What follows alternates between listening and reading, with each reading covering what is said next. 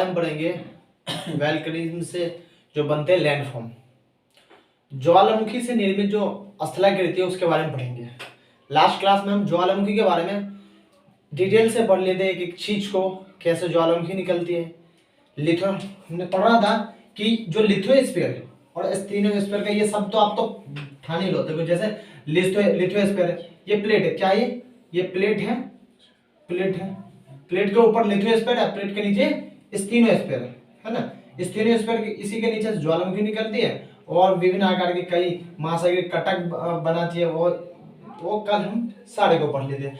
आज हम पढ़ेंगे जो ज्वालामुखी से जो निर्मित है स्थलाकृति, इसके बारे में पढ़ते हैं। जैसे अगर हम ज्वालामुखी से जो वोल्केनिज्म के बारे में पढ़ें, इससे निर्मित स्थलाकृति बोले तो ये दो प्रकार से बनाती है स्थलाकृति। एक तो इंट्रूसिव, एक है एक्सट्रूसिव, मतलब अंतःस्थलीय, और एक है बाहरी स्थल रूप। जो एक अंतःस्थलीय मतलब इसका ये मानना ये है कि जो लिथोस्फीयर से पहुंचने से पहले जो स्थलाकृति स्टेनोस्फीयर में जो बनाती है, चाहे वो डाइक के रूप में हो या फैकोलिथ, लैकोलिथ, चाहे वो विभिन्न आकार में जो हमने लिख रखे, बैथोलिथ है, डाइक है, सिल है, फैकोलिथ है, लेपोलिथ है और लोकोलिथ है। ये वे आकृतियां हैं जो स्टेनोस्फीयर में ही अपना मतलब निकलने के बाद लिथोस्फीयर से पहुंचने से पहले बन जाती है। उसके बाद आता है एक्सट्रूसिव। एक्सट्रूसिव को हम देखें तो दो भागों में बांटा गया एक्सट्रूसिव से। एक तो जो महाद्वीप, जो कॉन्टिनेंटल एरिया में बनते हैं, कॉन्टिनेंटल प्लेट या एरिया में बनते हैं, उससे कौन सा आकृति बनती है वो अगली क्लास में पढ़ेंगे। और यह है जो ओशियन एरिया में बनती है, जो ओशियन में, जो महासागरीय इलाके में जो बनती है, समुद्री गर्त है, मध्य महासागरीय कटक है, मिड ओशियन रीजन, ये इसमें एक्सट्रूसिव। जो लिथोस्फीयर में, स्टेनोस्फीयर में आने के बाद जो स्थलाकृति बनाती है वो हम पढ़ेंगे इसमें। अभी फिलहाल हमारा जो मेन फोकस है इस पे, इंट्रूसिव पे। अब इंट्रूसिव में जो बनते हैं अंतःस्थलीय कवाट कर, तो सबसे पहले आ जाता कौन? सबसे पहले आता है बैथोलिथ। देखो बैथोलिथ की बात करें तो ये अगर ज्वालामुखी, जब फॉर एग्जांपल यहां से निकली ज्वालामुखी, लिथोस्फीयर से निकली, स्टेनोस्फीयर लिथोस्फीयर से निकली और इस टाइप का बना ली,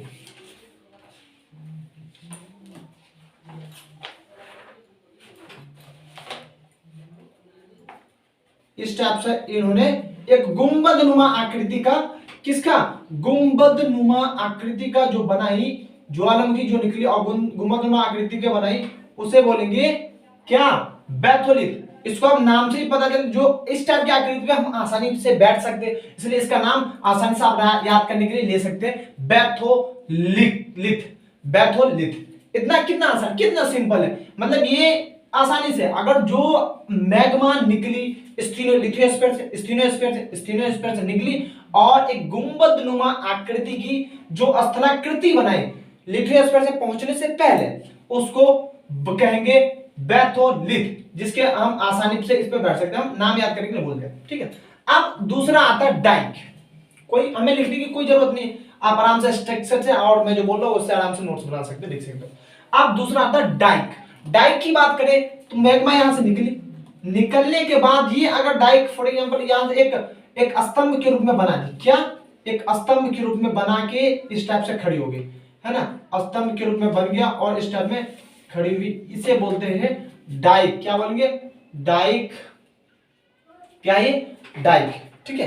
क्या ये? डाइक। इसमें कोई कंफ्यूजन डाइक को, जो देखो ये ज्वाला में एक ही पास, इसलिए आप भी एक ही पास बनाए, एक ही के पास जितने भी स्ट्रक्चर बनेंगे, सिल होंगे, फैकोलिथ होंगे, लेपोलिथ होंगे और बैथोलिथ, जितने भी आप एक ही जगह बनाएंगे, ताकि क्योंकि ज्वालामुखी निकलता है ना, तो ज्वालामुखी निकलने के बाद उसका जो मुख होता है, हर्थ जैसे उसको बोलते हैं, और मैग्मा कोण बोलते हैं वगैरह, आगे हम चैप्टर पढ़ेंगे।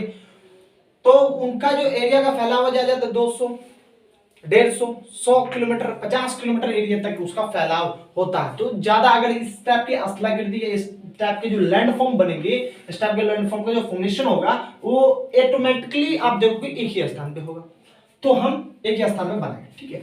तो डाइक बन गए। डाइक का एग्जांपल। अब आते सिल। सिल की बात करें आप, सिल एक चादर की आकृति का बिछ जाती है, फॉर एग्जाम्पल अगर ये इसी के ऊपर बना है, एक चादर की आकृति का जो बिज जाए उसे सिल कहते हैं, ठीक है ना।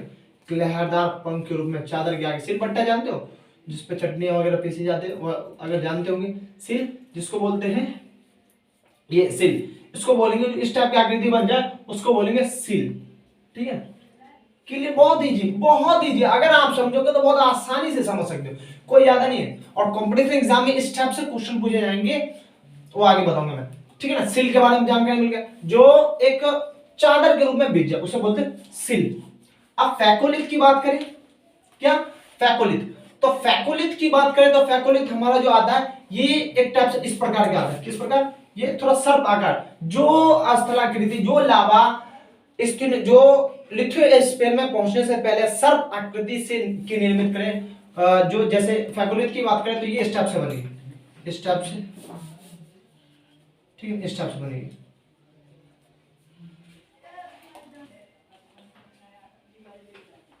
ठीक है ना। तो जो इस टाइप से बने,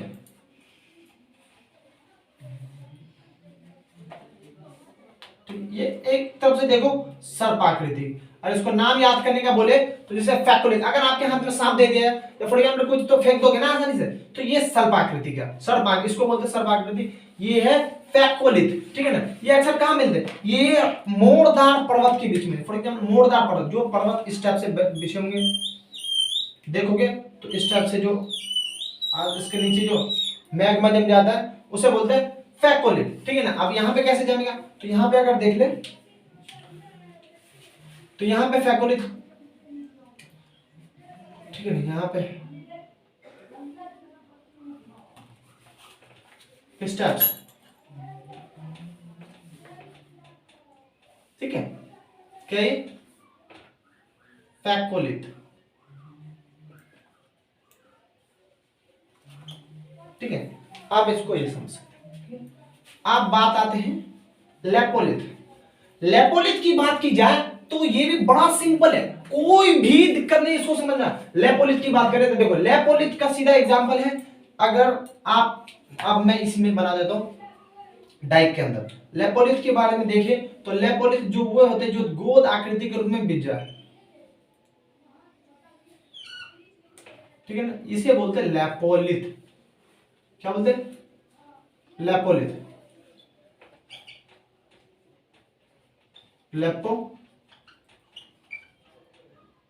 लेपोलिथ, ठीक है।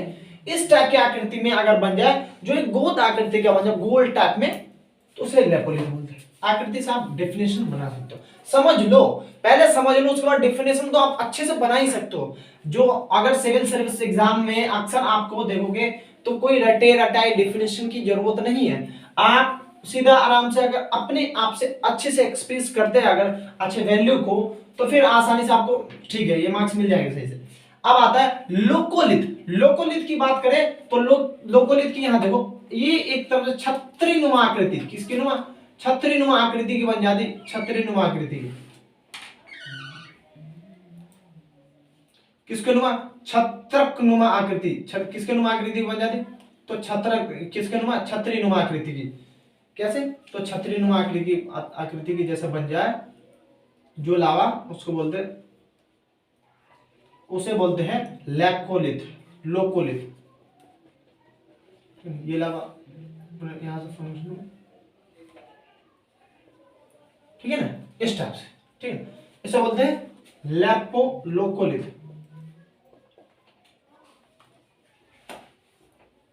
ठीक है।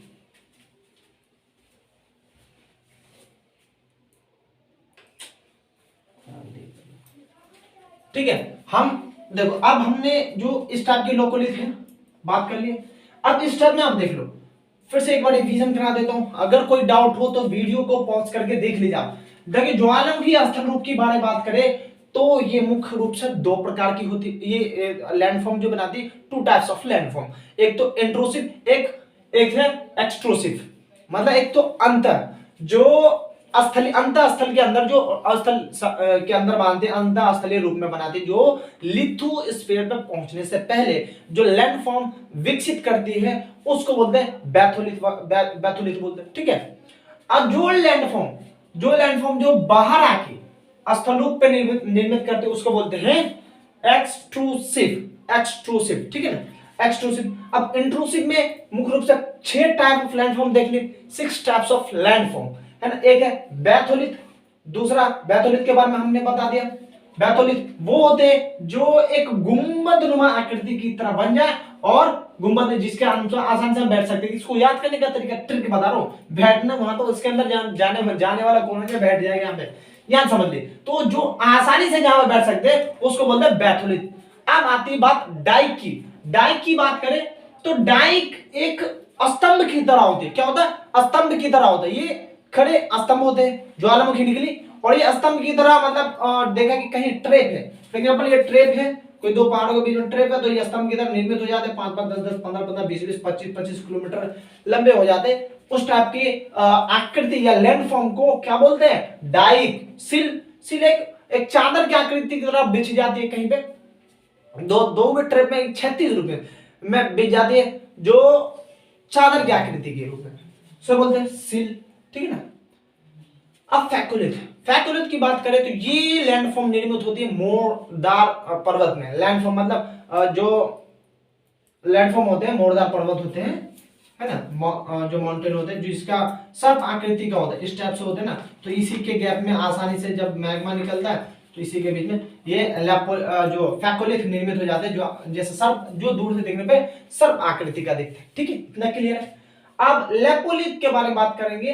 लेपोलिथ को जो एक गोल सा दिखता है, अर्धचंद्रमा की आकृति का, जो एक देखा जाए तो गोद की तरह भी दिखेगा, ठीक है ना, इसको बोलते हैं लेपोलिथ।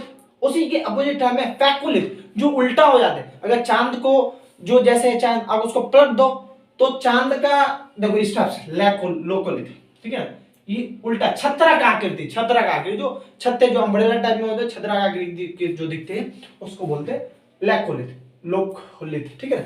अब हम इसको सही से डिस्कशन कर ले। अब हम जो नेक्स्ट क्लास में पढ़ेंगे